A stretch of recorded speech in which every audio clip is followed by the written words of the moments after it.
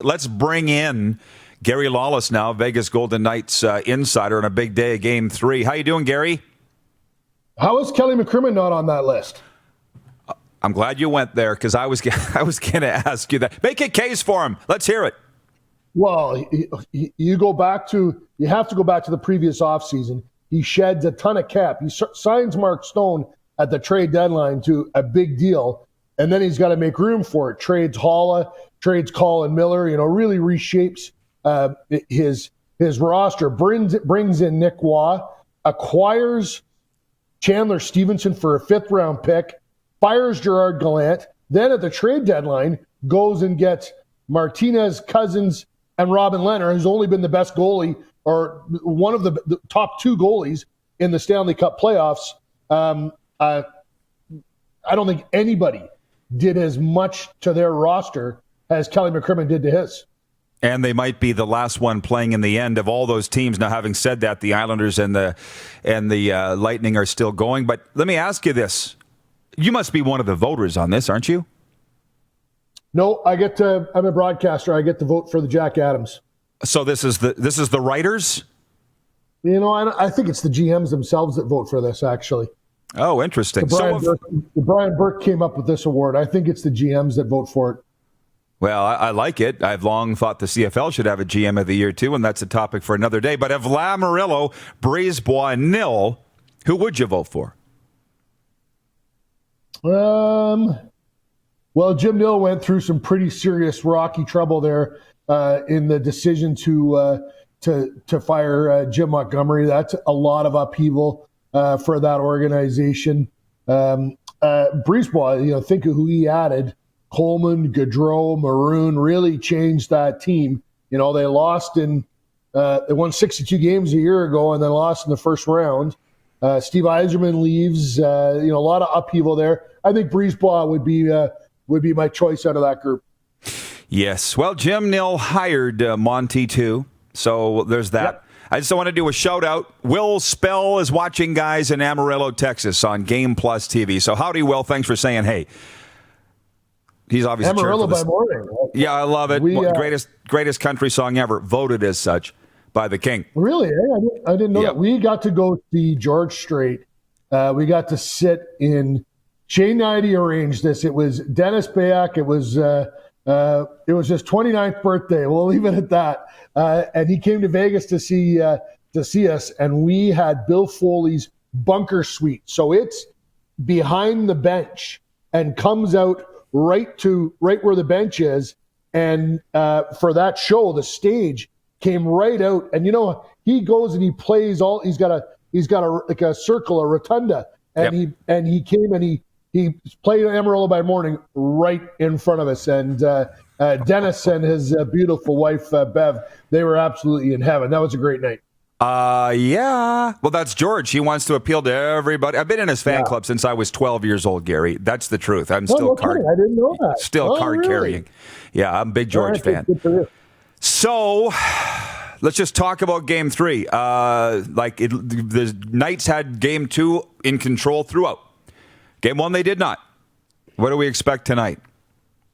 Yeah, it'll be interesting. A series is all about counterpunching, right? And Vegas really didn't have it in Game 1. The one thing that was interesting, though, they didn't give Dallas very much offense. They didn't give them very much opportunity. So it'll be interesting to see if Dallas can swing back as well for this game. That's the big storyline for me going into this one. Well, did you not think that I love the coaching matchup, of course, and I just feel like Peter DeBoer really figured Dallas out somewhat, if you will, with the game plan in Game 2. I think coaching is huge this time of year. In Game 7, it comes down to the players. But did you not see a distinct change in strategy from Game 1 to 2 for the Golden Knights? Well, defensively, Vegas didn't give Dallas anything in Game 1, and they didn't give them anything in Game 2 until Dallas pulled their goalie with around 5 minutes left. So I think DeBoer is happy with that area of his game. He really changed his lines for Game 2. He moved a ton of people around into different positions, and that seemed to really spark the offense. The other thing is that there's all this talk about Vegas not having any offense. Well, they had generated a ton of shots against the Canucks, just couldn't beat Thatcher Demko for whatever reason. And then obviously they solved Hudobin in game 2. So DeBoer's got the advantage of having those two goalies. Being able to play Fleury in game 1 allowed Lehner to come back and be really rested for game 2, whereas Bowness, he's redlining with Hudobin right now, and that's a lot of pressure and a lot of physical wear and tear the way they're playing the schedule right now. Oh, no kidding. You're right. But you're right. The Golden Knights have the offense. We all know that. People just don't see him enough out here. Alex Tuck is going to be a household name by the time this is said and done. But hey, we had Grapes on Tuesday, and he got into the Fleury-Lehner thing. He couldn't believe what the agent put out with this. He couldn't believe it. He laughed about it, actually. How about Tuck?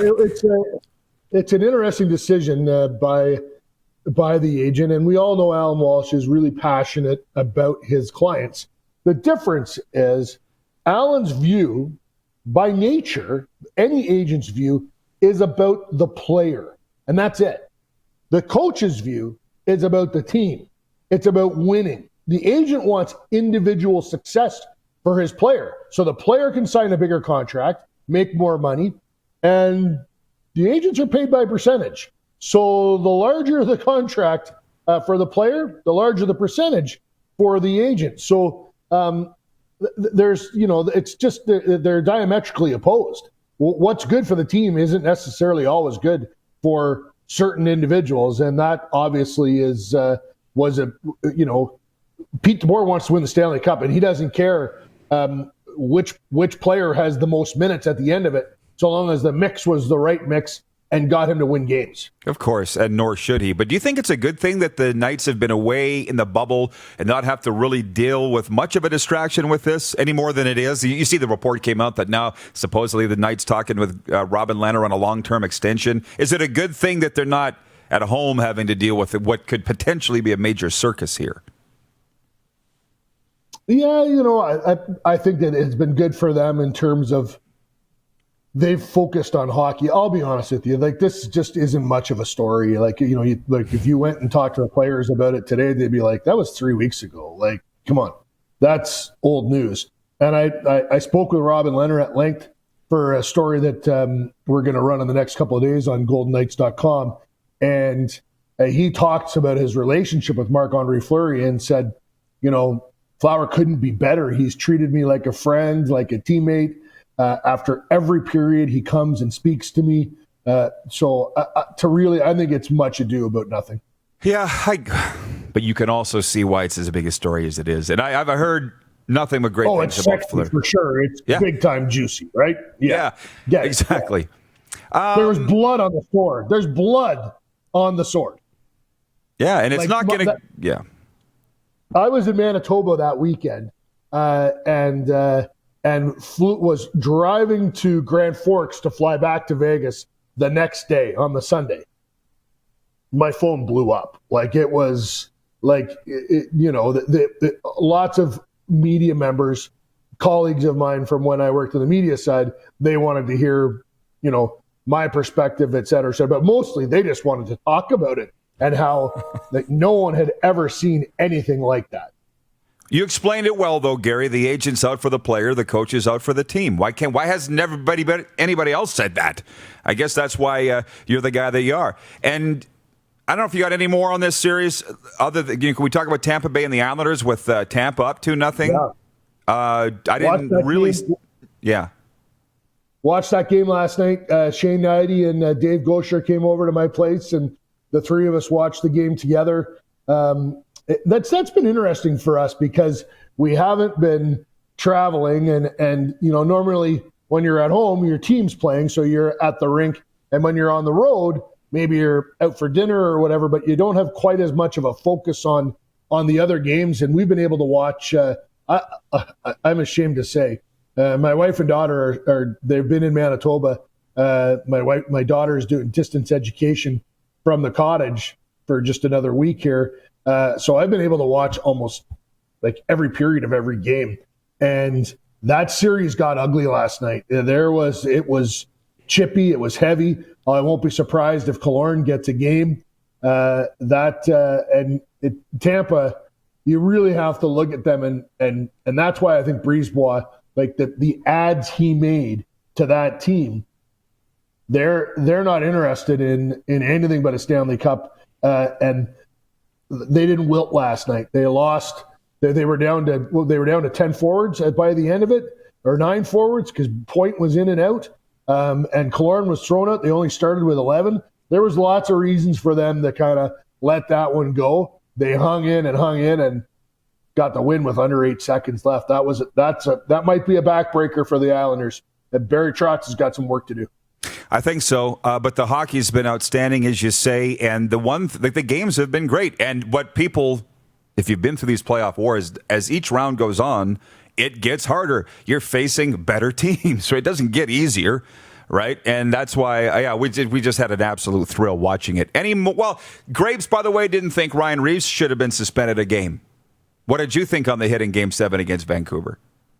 Well, in Graves' era, that was a clean check for sure, but it's not a clean check anymore, right? Okay. Again, we were watching with Shane Knighty last night, and we watched one fight, and Matt Martin and Luke Shen fought, and Shane was pretty impressed with how well Luke handled himself. And then we were talking about this and that, and then we ended up talking about Mike Keane for some reason. And I think we were talking about pound per pound, legitimately tough guys, and Mike for his size. Mike was undersized, but boy, was he a tough customer. And Shane said, first time I played Mike in the NHL, he hit me against the glass, elbow in the back of my head, smashed my head into the glass, and I got a concussion. And Shane said, that was clean hit at that time. That was normal. That was finishing your check, establishing the forecheck. The game has changed so much where a lot of those things that, the lens that Grapes would look through is not the same lens as George Peros and Damian Echeverria and Patrick Burke look at through the NHL Department of Player Safety in New York City.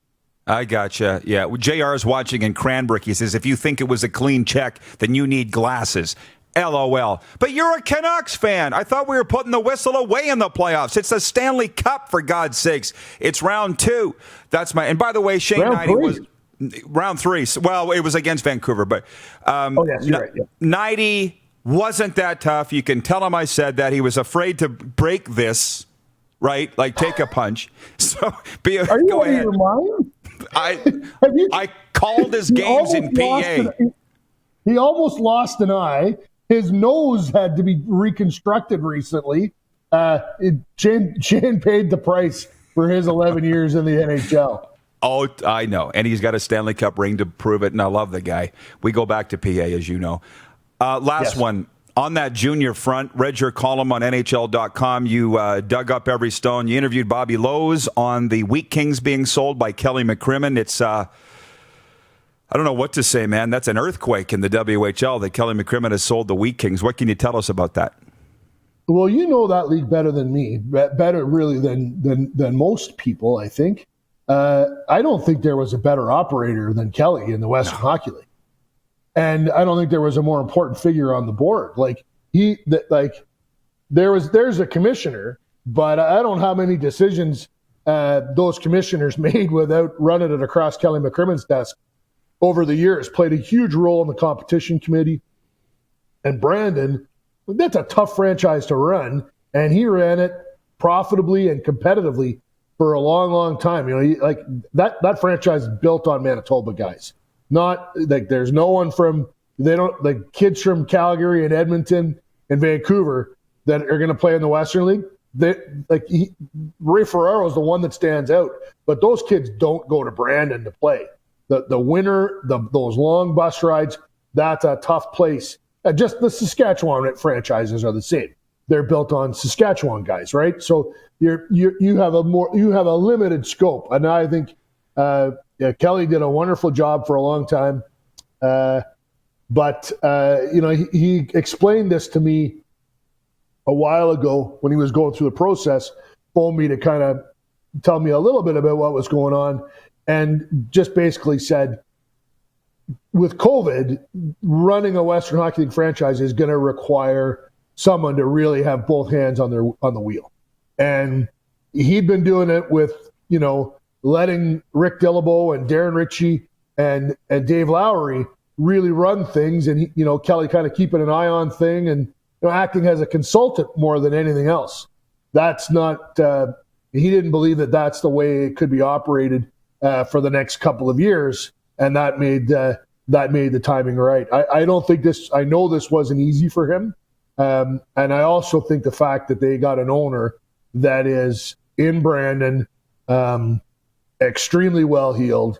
There's no chance of this franchise being sold and packed up for another market. This is a guy that lives and earns his money in a family that lives and earns their money in Brandon. It's the Wheat Kings aren't going anywhere, and he's gonna want to be successful. And I think that's really important. The guy that owns the franchise, if he's got to walk down the street and see the people that he sells the tickets and the sponsorships to, that's accountability. Oh, absolutely. But my brother and I were talking about this. We're kind of sad to see Kelly go, as Pats fans were not, for obvious reasons. Nobody won more games than the Wheat Kings in this division the last decade, and Kelly's been there since the 80s. But it's in your story. He bought 25% of the team from Plummer, bought all of it over time, and we just don't like to see family-run teams leave because that's what the WHL was built on. Now, Jared Jacobson's family's taken it over, but Kelly, that was the old school way. So it's kind of sad to see it, a guy leave like that. You know what I mean? One of the questions that didn't make one of the answers that didn't make the story was Kelly talked. So Kelly still owns the farm in Saskatchewan. The farm in Plenty is still, I guess it's in Kelly and Brad's family's name, and this was like selling a family farm for him. It had a very similar feeling to in that respect for Kelly. So, and he did say, he said, I asked my daughter, I asked my son, and I asked my wife, like, if one of us had said no, we wouldn't have sold it. All four of us had to be on board with making this decision, and everyone was at peace with it. Great work on that story, and I get the farm analogy. Gary, thanks. Always great. Any quick thought on the CFL, or did you say enough last time? No, I haven't said enough. I actually got scolded by Kelly the other day because when the CFL let Brody Lawson go, I said that it was extremely short-sighted and a mistake, and really, I don't know where the leadership is taking this league right now. And I read somebody on 3 Down Nation wrote a story yesterday, an interview with Bob Young, where Bob sort of said, you people really don't understand the numbers and the economics. With all due respect, Bob, the 9 guys that run the CFL are not the only people that understand a P&L sheet on the planet, okay? And if it's so complicated, show us. Because really, the league isn't yours. You may own the franchise. The league belongs to Canadian fans, to the people. And if you're going to bring it back, you're going to have to do a hell of a sell job to those people. I'll be honest with you, Rod, and a lot of people have told me I'm crazy, that it'll be back. I'm really worried about the future of the CFL. You have to be. They're not playing football right now. So, and they're gutting their front office.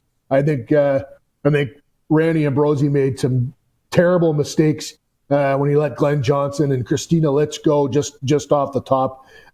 I don't understand why we necessarily need a former player to be the commissioner. That to me is, I know Randy ran some good businesses in his time between being a player and being a commissioner. Hasn't done much of a job as commissioner of the CFL from my perspective. He's handled the low-hanging fruit, but the real tough stuff hasn't solved Vancouver. Expansion now is in Halifax is mothballed, and then the handling of COVID. And listen, I get it, right? This is a pandemic. This has shuttered a lot of businesses. This has made this is not a fastball down the middle. Okay, this is the toughest pitch you'd ever face. But swing and a miss, big time. Oh, awesome. I could go on. We got to talk outside the show, Gary. But thanks for this because we got to roll. Good luck tonight, my friend. You know we'll be watching and we're reading all your stuff. Keep it up. All right. Thanks for having me. Vegas Golden Knights insider Gary Lawless. You're watching Rod Pedersen on demand. For more of The Rod Pedersen Show, visit rodpedersen.com or follow Rod Pedersen on social media.